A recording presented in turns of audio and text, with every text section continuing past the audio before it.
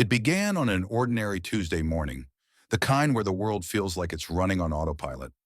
The sky was overcast, the hum of life in our small town muted by the drizzling rain.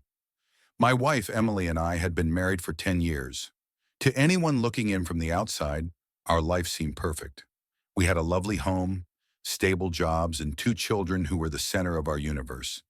Yet beneath the veneer of normalcy, there was a storm brewing, one I never saw coming. Emily had always been a spirited woman, her laughter brightening even the dullest days. Recently, though, she had been different. She was quieter, more withdrawn.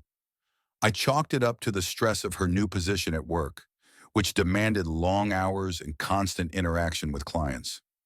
But then there were the unexplained absences, the late nights at meetings, and the way her phone seemed to be glued to her hand, buzzing with messages she never shared.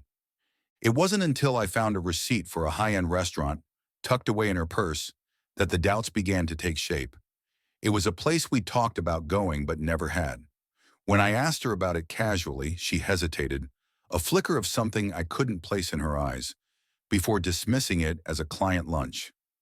That small moment planted a seed of unease that only grew with time.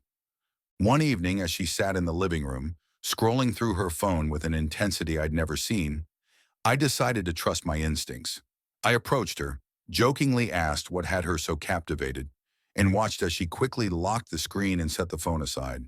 It was such a small, almost imperceptible action, but it sent my mind racing. What was she hiding? I wanted to trust her, to believe that my concerns were nothing more than paranoia. Yet the signs became harder to ignore. Her late nights increased, her excuses felt rehearsed, and there was a growing emotional distance between us. Determined to uncover the truth, I did something I never thought I'd do. I started paying attention to her patterns, noting her habits, her routines, and the people she interacted with. It was during one of these observations that I noticed her mentioning a colleague, Ben, more frequently. He was always part of her anecdotes, the one who stayed late to help her with reports or who shared stories that made her laugh. While her tone seemed innocent, the frequency of his name struck a nerve. A week later, I received the confirmation I dreaded. A friend of mine who worked near Emily's office mentioned seeing her at a cafe with a man fitting Ben's description. They seemed cozy, he said, leaning in close and sharing an intimacy that didn't look professional. My stomach dropped, and the world around me seemed to blur. The trust that had been the foundation of our marriage was suddenly riddled with cracks. I didn't confront her immediately. Instead, I sought clarity, determined to handle the situation without jumping to conclusions. Over the next few weeks, I pieced together a picture of Emily's behavior. Each revelation felt like a dagger, her betrayal cutting deeper than I thought possible. The breaking point came one evening when she left for another late meeting. I followed her, staying far enough behind to remain unnoticed. She didn't go to her office. Instead, she drove to a quiet, upscale neighborhood and parked in front of a townhouse. As she stepped inside, the silhouette of a man greeted her, his arm draping over her shoulders as they disappeared into the house. I sat in my car, the reality sinking in like a lead weight. Emily was having an affair. What followed was the hardest decision I'd ever made. I loved Emily, and I wanted to fight for our marriage, but the betrayal couldn't be ignored. I confronted her that night when she returned home. The shock on her face was genuine, but so was the guilt. She admitted everything, her voice trembling as she confessed to feeling unappreciated, lost in the monotony of our life, and drawn to Ben's attention and charm. Her excuses were hollow to me.